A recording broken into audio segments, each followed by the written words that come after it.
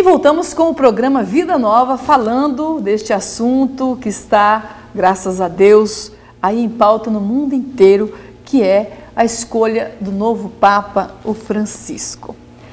Dom Redovino, como é o catolicismo na Argentina e se com o novo Papa fortalece o cristianismo no país e também na América Latina? Bem, na Argentina, aliás, em toda a América Latina, penso, o cristianismo faz parte, eu diria, da história, do sangue do nosso povo. Claro, maior parte dentro do catolicismo. Você falou cristianismo, né? Mas, ultimamente, também de muitas outras igrejas cristãs. Então, aquilo que eu conheço, eu estive poucas vezes na Argentina, né? Quando eu morava no Rio Grande do Sul, que é muito perto da Argentina, então, de vez em quando, algum curso, algum encontro de formação, me levavam para lá. Então, aquilo que eu conheço é mais ou menos semelhante ao povo brasileiro, um povo muito animado, um povo que gosta de manifestações externas da própria fé, né? Lá existe um grande santuário mariano, Luján, né? Mais ou menos perto de Buenos Aires. Um povo que, ultimamente, também como no Brasil, em toda parte, procura viver a própria fé, enfrentando também o secularismo, as dificuldades, procurando um amadurecimento na própria fé. Então, me parece que aqui na América Latina, e é importante lembrar que ele também, esse Papa, né, Francisco, ele participou em 2007 daquela grande conferência de Aparecida, né? Então, ele também, a mesma espiritualidade, os mesmos projetos pastorais que estão presentes no Brasil, estão presentes também na Argentina. Agora, a gente sabe que ele nunca foi um adepto da teologia da libertação, porque ele achava, né, que dentro da teologia da libertação havia alguns projetos ou alguma influência do marxismo. Mas ele também, ao mesmo tempo, dizia, e claro, porque todos nós dizemos isso, né, que o verdadeiro cristianismo tem que ser social. Então, ele, ao mesmo tempo que se distanciava desse modernismo, progressismo da teologia da libertação, ele procurava pegar o que tem de bom dentro da teologia, que é exatamente um cristianismo mais comprometido com a realidade. Então, nesse sentido que eu vejo que a Argentina tem uma igreja muito viva, muito solidária com os pobres, muito atuante, que não tem medo de enfrentar as dificuldades que existem em toda parte. Tá certo. Então está aí, você que está nos acompanhando no programa Vida Nova, estamos falando do Papa Francisco, o novo Papa eleito nesse dia 13 de março.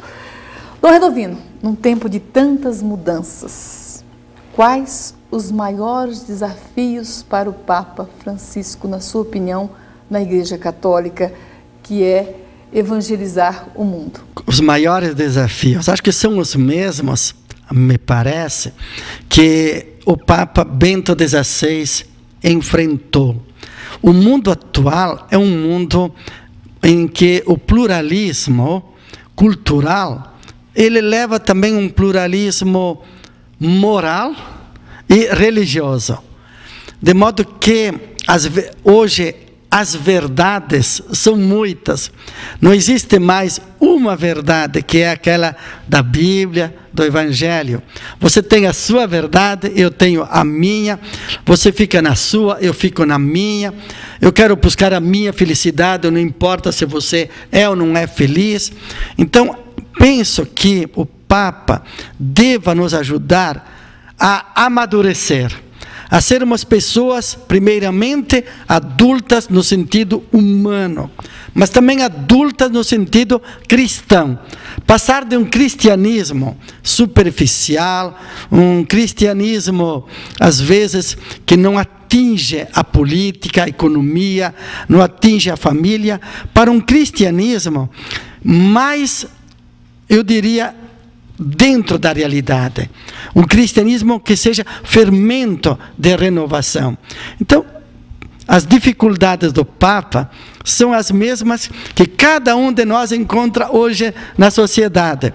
Mas me parece que é bonito, é importante que ele continue aquele diálogo que o Papa anterior, Bento XVI, procurou levar adiante, um diálogo com a sociedade, o diálogo com a ciência, o diálogo com a cultura, o diálogo com as outras religiões, com as pessoas que têm convicções diferentes, e que nós saibamos nos respeitar, nos valorizar, mesmo pensando diferente, sabendo que temos muito mais para trabalhar juntos do que para viver guerreando-nos uns aos outros.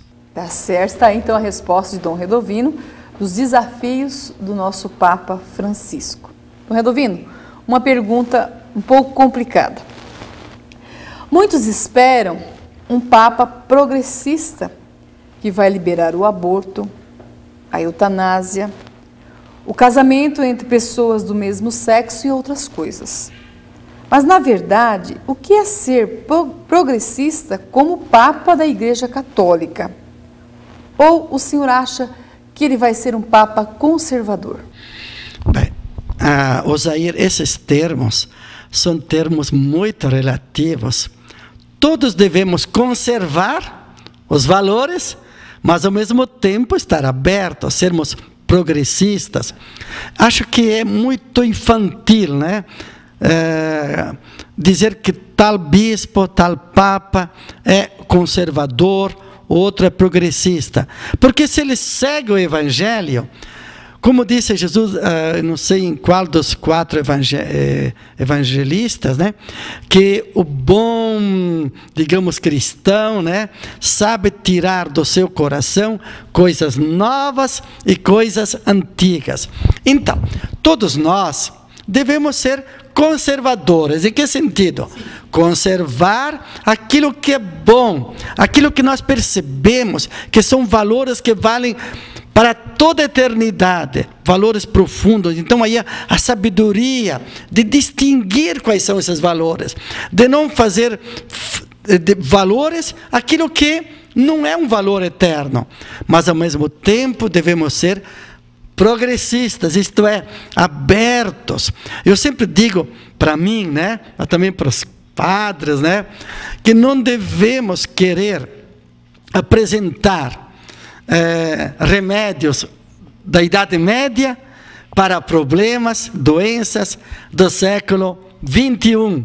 E que nós, então, bispos e padres, devemos estar sempre nos atualizando, para estarmos à altura das necessidades, dos desafios de hoje. Até nesse sentido, quando eu cheguei em casa ontem à noite, e hoje de manhã, lendo alguns jornais aqui de Dourados, o Progresso, o Diário MS, fiquei contente quando vi a entrevista do Frei Etterson, do Padre Crispim, do Padre Otair, porque deram uma entrevista sobre o Papa, né? Sim, evidente. Claro.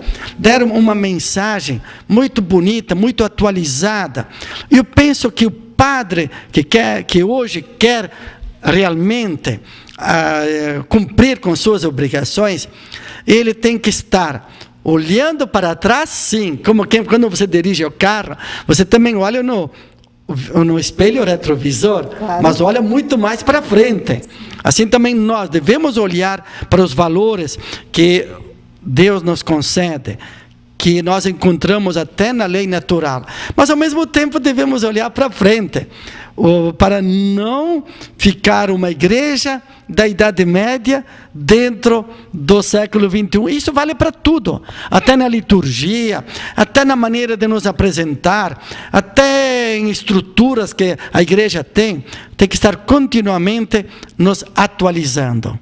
Então, assim que devemos ser conservadores e progressistas. Mas não como muitas pessoas ficam esperando isso do Papa, né? Que vai liberar essas questões morais que fazem mal à sociedade. Na verdade, é isso que eu vi muitas vezes nos meios de comunicação. Bem, né? claro, evidente, Osair. Nesse sentido, nem duvido, qualquer pessoa, qualquer bispo, digamos, o padre, o cristão de verdade, que fosse eleito Papa, ele não pode se deixar guiar pelas próprias opiniões ou por uma democracia.